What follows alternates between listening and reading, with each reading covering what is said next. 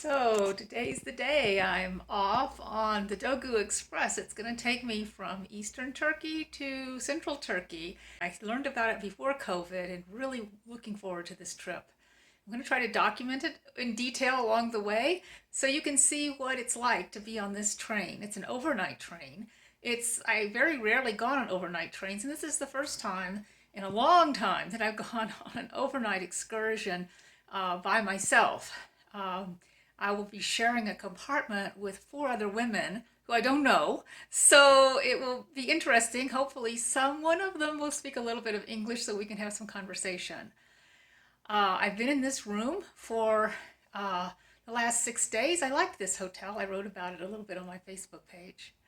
So sometimes people wonder a little bit about how I pack things. Well, I carry more things than I would like to, but of course I do have my knitting and my little spinning wheel that I carry with me. It takes up a little bit of space in my luggage. I'm not happy with how much I have, but I haven't figured out how to reduce it. But I was going to show you how I am packing for this overnight journey, seeing as how I'm going to be sleeping on the train, and I may want to have quite a few things handy for myself. Then I'm going to be spending the night in Ankara, uh, just close to the train station so that the next morning I can catch yet another train that'll take me on to Istanbul. So I need to have things kind of packed so that things are handy and easy to get to. I'm not having to do a whole bunch of unpacking for just one night. So here I'm going to show you a little bit about what I'm carrying and why I'm carrying each thing. So this is it. It looks like a lot. It looks like a lot to carry in one place, but everything kind of all goes in together. But I put it out so you can see what I've got here. Um, I have to show off my new coat over here on the left side. I just got that the other day because it is getting cold, and it's been very comfortable the last few days after I got it. I've been wearing it outdoors a lot. I'm going to be needing it. I'm going to write that story up on Facebook as well. So to start off with, I carry a backpack and then I have a piece of rolly luggage. I've resisted rolly luggage for years, but now I'm getting old and I want a little bit of the weight in my rolly bag. In my rolly bag, I carry stuff that I'm not going to, hopefully not going to have to open it until I get to Istanbul. I don't want to deal with having to pack and unpack stuff out of there. In my blue backpack, you'll notice my sandal hanging out there. I'm sticking those sandals right in the front pouch so that in case I want them on the train, they're easy to get to without having to rummage around for them. I may need them just so that I can use them to walk around the train instead of in my boots. I wear my boots partly because they're so big and they take up so much room in the space, and also they're warm at this time of year. Now, my day pack, then I just sling over my shoulder. That's the things I want right at hand. And in that day pack is going to go my knitting bag. See, I've got my knitting, keep me interested in things, my journal, my phone, earplugs, of course, my tickets, my passport, everything I need right at hand, and lots of water. I'm going to carry probably a couple liters of water on this trip because I'm not sure there's going to be water on the train. And then I'm carrying food. I've been told that the dining car has not opened yet on this train since COVID. And people have said they've gotten stuck on the train without much to eat. So I thought, well, I'm going to take enough for me and maybe enough to share. So I went to one of these wonderful fruit and nut shops down the street, and I got some figs, some raisins, almonds. Some guy on the street that was selling mandarins, he tossed me one, which is in here. And I got some cheese, and on the way to the train station, I'm going to grab some bread. There'll be enough food there then that I can share. In my day pack, I have a little knife so I can cut the cheese and the bread. So you may be wondering about this little bowl. This is my breakfast for tomorrow morning. I love muesli, and I love muesli with yogurt. I'm going to be stopping and grabbing a little carton of ayran, which is like kind of like kefir here in Turkey, and I can pour that over this in the morning, and I'll have my breakfast ready. The train arrives in Ankara around 10 or 11 o'clock in the morning, so it'd be okay if I didn't have much breakfast, but it's nice to have it. I understand that they have tea on the train. Of course, tea is ubiquitous in Turkey. And also, I always carry a couple bandanas with me in case I make a mess, which is about inevitable for me. So that gives you an idea of what all I have with me. Believe it or not, in a minute I'll take a photo and I'll show you how it ended up all packing together. It's a bit of weight to carry around, but I only have about a kilometer to walk to the train station, so it won't be horrible. And believe it or not, here it is all packed away. I have to say that my backpack is probably going to be a little heavy, but I'd rather have the weight in my backpack, which is going to be solidly on my shoulders and hips, than in my day pack, which is just going to be slung over my shoulder. I forgot to mention earlier a couple things. I always keep a small towel, and it is in the very top of my backpack. So if I need to get to it, if I want to brush my teeth tonight, the few toiletries I need for overnight are right in the top of that pack too. So I have everything handy. I just have to grab them out of the top and not have to be hunting around for everything in the close confines of this sleeping car. I also forgot to tell you that I always carry a little cup and a spoon with me so that in case I find something I need to drink or eat that requires those, I have them with me. They don't take up much room, don't take up much weight, and they come in very handy. So I'm off in a few minutes. I've got some extra time, which is always nice because I tend to be just a little bit anxious about getting places on time when I have to meet buses, trains, planes, etc. It's very stressful.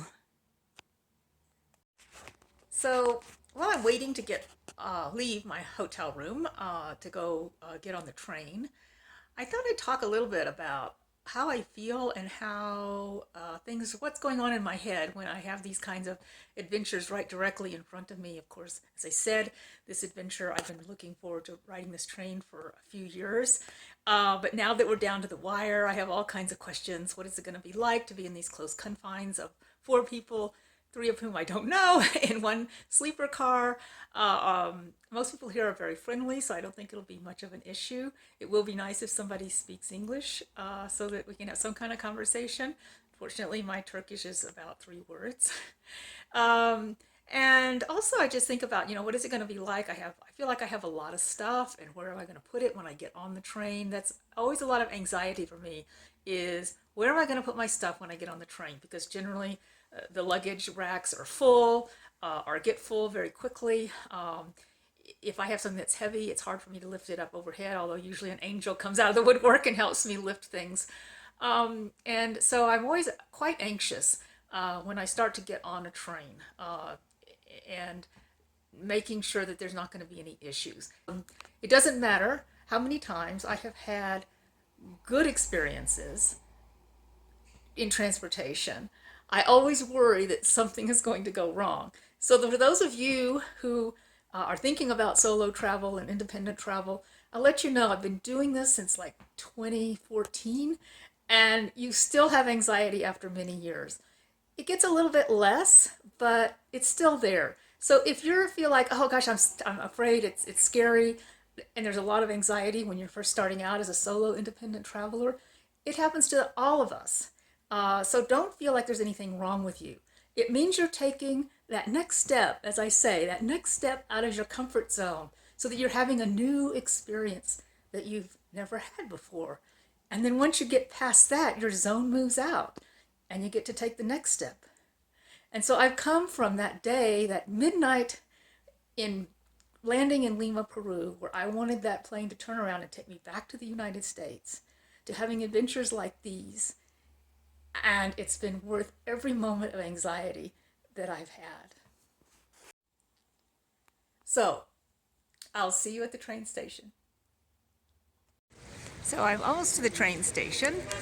It's raining a little bit, not bad, kind of like Seattle drizzly, so it's not something I'm not used to. And luckily I won't get very wet on the kilometer I had to walk to the train station. But right behind me, I wanted to stop and show you right behind me this beautiful mosque. It's like right on the way to the train station. And right now all the men are going into prayer. It's prayer time, noon prayer time. And I'm really close to the train station. So there's the train station. I don't have far to walk. I still have about 30 minutes till the time the train's supposed to arrive, which sometimes I think it's late, but it'll be my next stop.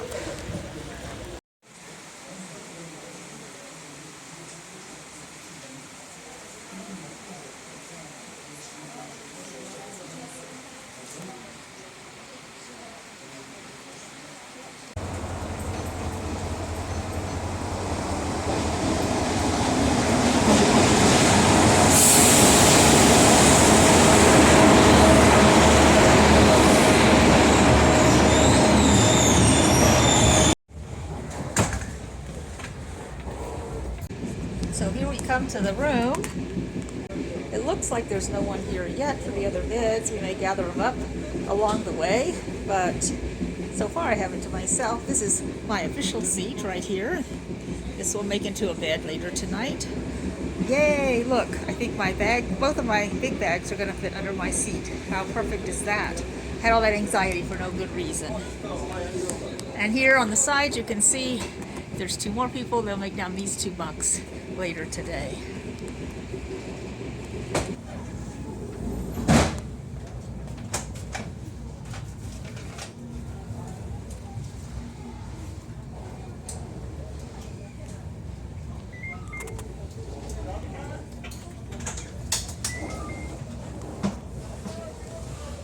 Yes, by now you know, I made the train, no problems, it was easy, on time, no issues.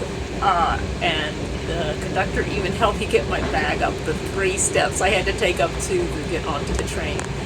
So I'm excited. I just had what I call a pinch myself moment, which I wrote about, a blog about a while back, about just like, it's one of those moments you have when you can't believe you're really doing what you're doing, or you're where you are, or you've done what you've done, and you can't create them. They just come on you. You get some chill bumps, and you go, oh, tears come to your eyes, like, oh my gosh, look at me, look where I am. And I hadn't had one in a while, and I was thinking maybe I was just getting a little bit too comfortable traveling, but I think all the anxiety that I had today kind of came together at the end. When I got on the once I got on the train and could relax, I was like, oh wow, I'm on the Dogu Express.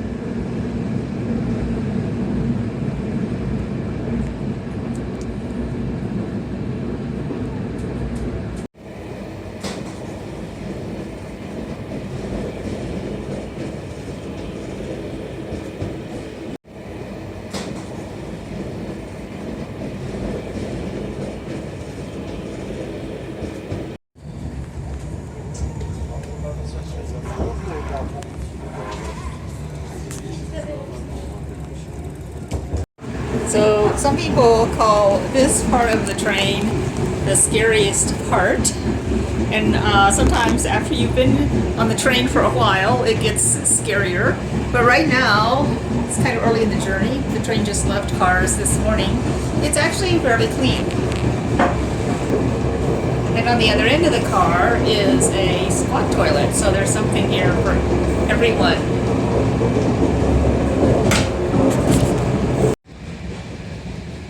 No, it's not nighttime. We're going through a tunnel. It's a very long tunnel, it seems like. Kind of spooky a little bit. There, light. Look at this beautiful view. Even though it's cloudy, it's actually quite beautiful.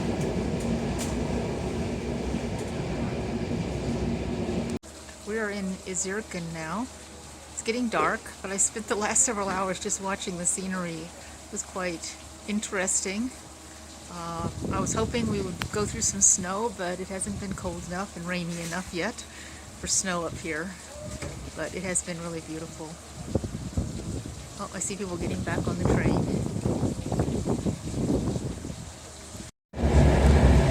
It's morning on the Dogu Express.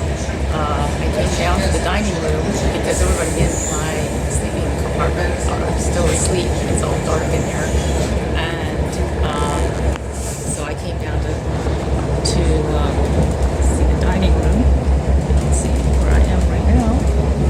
Dining service here is a little bit limited since COVID. They used to have full, I think, menus here, but not anymore.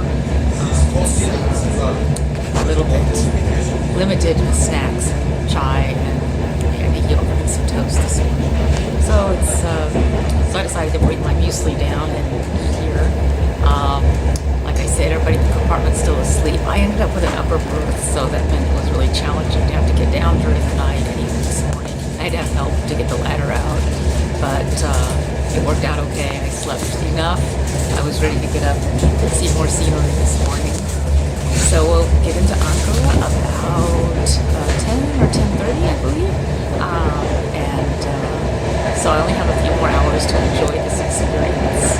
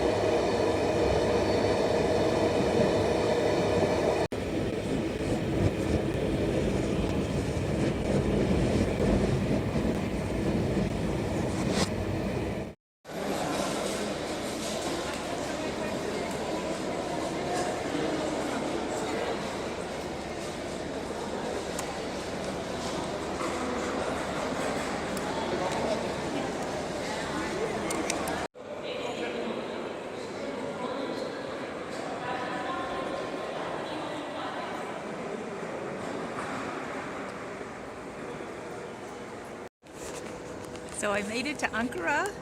The train was over 2 hours late, so I was really glad that I had not made a ticket reservation onto Istanbul for today. Besides, I'm tired. Traveling makes you tired. I have some theories around why that is. Why you can sit for so many hours and still be really tired at the end of a traveling day.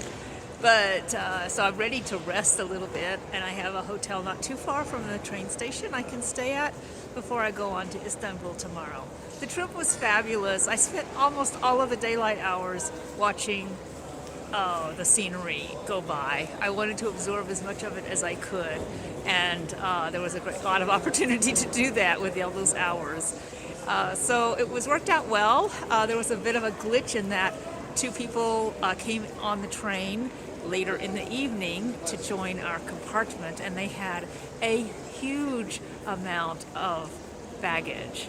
In fact, so much that the conductor came by and kind of gave them a lecture about you have too much stuff. You can't bring this much stuff with you.